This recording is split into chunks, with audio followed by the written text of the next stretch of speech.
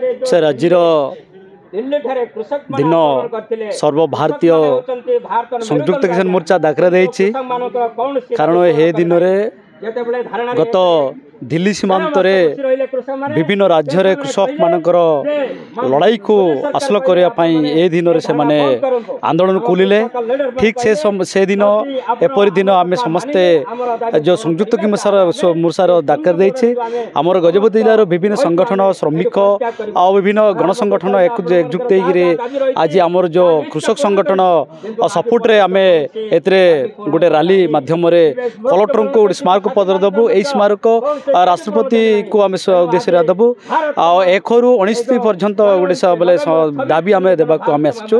बर्तमान कृषक मानकर जो एमएसपी मुख्यतः दाबी एमएसपी गारंटी करने आउ जो श्रमिक जो विरोधी नीति मोदी सरकार आनी सारी श्रम को बातिल करने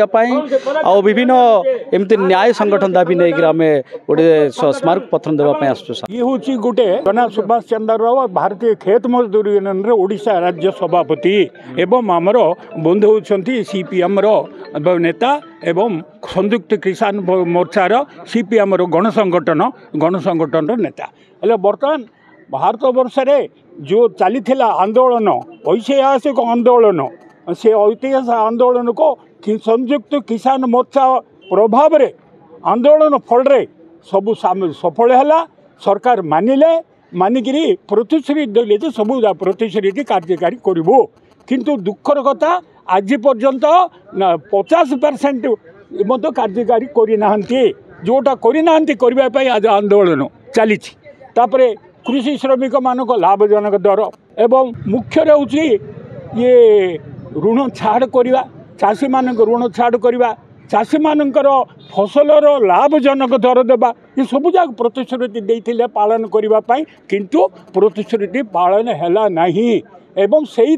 आज सारा भारत वर्ष रे आजिकार 26 तारीख दिन सबुठी प्रबल आंदोलन चलती भविष्य में जदि ये गुड़ा कार्यकारी न हो आंदोलन जोरदार हम आवश्यक है भारत बंद डाकरा दिहब यही सब नहीं आमर आज विक्षोभ चलती बड़े खुशी कथा 6टी राजनैतिक दल गणसंगठन आज जो प्रकार आसचंती ऐतिहासिक रैली बेली कहले चले ऐतिहासिक विक्षोभ गजपति रे एटा सफल हम भविष्य में गजपति में आंदोलन तेजिब आम निश्चित भाव में यहाँ सफल करने उद्यम करूँ भारत वर्ष जो आंदोलन डाकरा हम से आम जोरदार से सामिल हेबू। मोहन नाथ दंडपाणी रहित ओडिशा कृषक सभार राज्य संपादक मंडली सदस्य आज जो आमर 6टी संगठन आज एकत्रित होकर बर्तमान जिलापाल समक्ष आम ये आज जिलापाल मध्यम आम महामहिम राष्ट्रपति गोटे दाबीपत्र देव दाबीपत्र देवार उद्देश्य हूँ आज्ञा आमर सिंह बॉर्डर दिल्ली सिंह बॉर्डर जो कृषक माने दीर्घ वर्ष 13 मास धरिकी से आंदोलनरत रहिले से आंदोलनरत परित्याग करने जो मोदी सरकार कहले से केतटा प्रतिश्रुति देते मोदी सरकार किंतु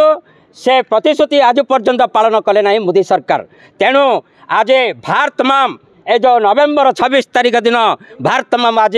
महामहिम राष्ट्रपति को एक दाबीपत्र प्रदान करा दाबीपत्र मुख्यतः जो मानक बासगृह नहीं से बासगृह देवा एवं जो मैंने जंगल जमी आवेदन करते राजस्व जमी आवेदन करते देवा एवं जो एनर्जी काम दैनिक मजूरी 600 टंका एवं वार्षिक 200 दिन काम देवा एवं जो कर्मचारी माने अच्छे जो ठेका कर्मचारी अच्छे से 26,000 मासिक दरमा देवा ए समस्त विषय दाबी नहीं कि आज जिलापाल माध्यम आम महामहिम राष्ट्रपति को दाबीपत्र प्रदान करिवो से दाबीपत्र जदि प्रदान करने सत्य जदि कौन कार्यकारी न हुए ताहले आगामी दिन में भारत बंदर डाकरा देवाई आम प्रस्तुत हेबो।